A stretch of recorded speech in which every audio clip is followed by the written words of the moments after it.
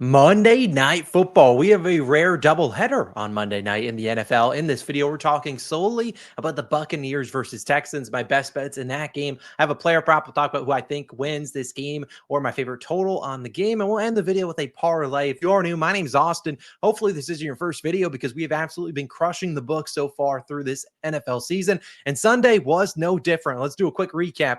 These are our official plays right now. It's looking pretty solid. I don't have the full record. I all updated after Monday because there's still some in play, which I'll touch on in a second. But we cashed Prescott and Tua's overs. You guys hated Keon Coleman's under in receptions. That one cashed. Brian Thomas Jr. almost got the 3 receptions we needed, but he cashed his other 2.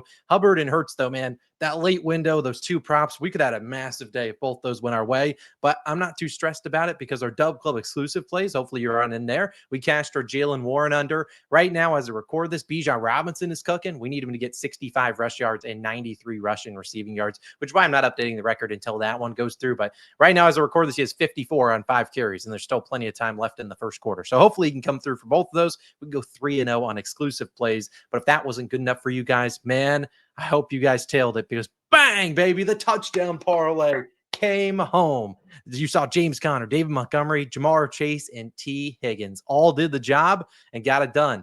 Hey, we love to see that first of many touchdown parlays cashing this season. I hope you tailed it from the 4Ps video. Bang. Plus 1380, brought back about 2.5 to 2 3/4 units. We love to see that. And we also cashed day 1 of our ladder challenge. But that's enough recap, and we need to dive into this game. I do want to put a separate note out there. There is a separate video. So you're like, Austin, I want to know your thoughts on the Chargers and Raiders game. Well, that video will be posted pretty much right after this one. So I encourage you to check it out. I'll link it down below in the pinned comment and the description, as well as at the end of the video. Once it is live, I have 2 plays over there. So go check that one out after this one. But let's just dive right into things. At the end of the video, I will have a chalkboard entry. If you don't know anything about chalkboard, well, now's the time, because if you sign up using my code COS, they'll give you a free $20. There you go, free $20. Take it or leave it. You don't even have to make a deposit. They'll also give you a deposit match if you want to. So take advantage, code COS or the link down below. They also, in addition to that free $20, they're giving you this little free Justin Herbert free square. We love to see that. Again, if you are in any of these states, you should sign up for Chalkboard. I apologize for yapping for two minutes or whatever it may be, but let's dive into things today. Let's start with my favorite player prop for this game. It's going to be a wide receiver. He cost us money last week. Let's talk all about Nico Collins, over 75.5 receiving yards. Now, I'm only playing this for a half unit. I don't mind Nico, and I'll be honest, he'll probably be in the ladder on Monday night for day 2.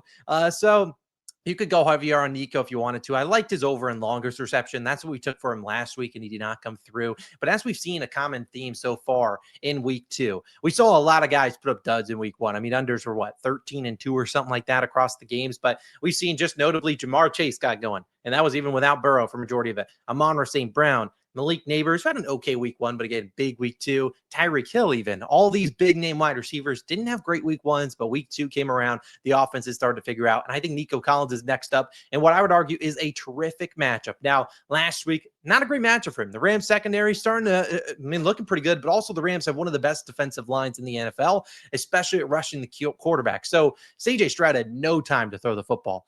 But this Bucs defensive line isn't as potent as that Rams one is. What they're really good at is stopping the run. Vita Vea, good luck running it up the middle, because Vita Vea, one of the best run stoppers in the NFL. I expect the Texans to go to the air, especially early on 1st and 2nd down in this game, not hand it off to Nick Chubb. Let's get Nico Collins involved because he's their best wide receiver by a long shot. We saw the Falcons do a similar thing. I mean, you're watching what Bijan Robinson is doing to this Vikings defense. He could have been doing it last week, but it was against the Buccaneers. So what happened for the Falcons? They said, we'll throw it 42 times. Penix throw for 300 yards. Now, Drake London had a pretty okay game in that one, had 15 targets, but only got 8 receptions for 55 yards, and he left in the mid-3rd quarter. I think Nico Collins is a much bigger play guy than Drake London. That's what his receptions are. They're normally big receptions. And Nico Collins, you look at his over and receptions, it's in at 5.5, juiced on the over, like minus 140.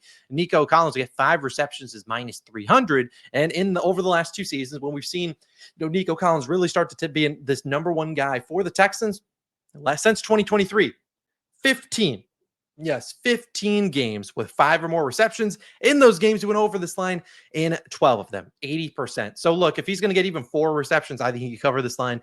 Realistically, we probably need 5. I think he gets that and potentially more. I think he finally gets going here in week 2. Nico Collins, a mismatch for any Texan or Bucs DB. We're riding with him on Monday Night Football. Nico Collins, just a half unit play. He will probably be in the ladder. Can't guarantee it, but he probably will be there. Nico, we need you to lock in. Before I get into my chalkboard slip, where we talk about some other things or other prompts that I looked at, let's talk about my lean for this game. And if you watched our week 2 best bets video, you would know where I'm going because we talked about it there. But again, if you're missing that video, it's posted every Wednesday. We go through every single game on the board. This week, my record's been pretty good. Let's talk about the Texans. I'm actually fading them. If I had to take a side, I take their team total under 23.5. I do think the square side to be on is the Bucs plus the points, +3. But even though I think Nico has a big game, I'm not sold on this Texans unit. I think they're going to settle for field goals. We see them do that plenty of times. And I think when push comes to shove, when you're trying to complete passes in the red zone, it's going to be tough. We saw the Bucs defense be able to slow down that Falcons offense last week. I think they'll be able to do more of the same here. I'm not saying the Bucs win this game. If I were to bet on the money line, I'd probably still lean the Texans, but I don't think they're doing it with 24 points. So I like their team total under 23.5. Let me know what you guys like down below. This game is kind of a weird one, but it's Monday Night Football, 7 p.m. start. I love to have 2 games. We love that. I would fade the Texans, though, with their team total. But like I said, money line, I still lean the Texans, though. I think the Bucs are way too square of an underdog, but that's just me.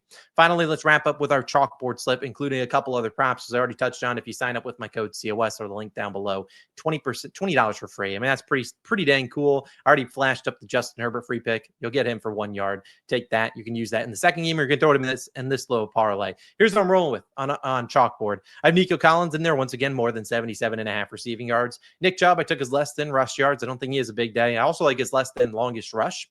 And then I have Emeka Egbuka for 3.5 receptions, so 4+. And then I have the Texans once again in here for less than 23.5 team total points. The cool thing about Chalkboard, and I don't want to boast them too much, but they do like at 10 a.m. Eastern time every day. They drop like a little card for you to open, and it's always like payout boosts. So they're consistently giving me 10, 20% payout boost, which is pretty dang sweet. So I'm always throwing that on it. $20 on this puppy turns at 153. To kind of dive into, I already talked about Nick Chubb. Really think it's a tough matchup for him.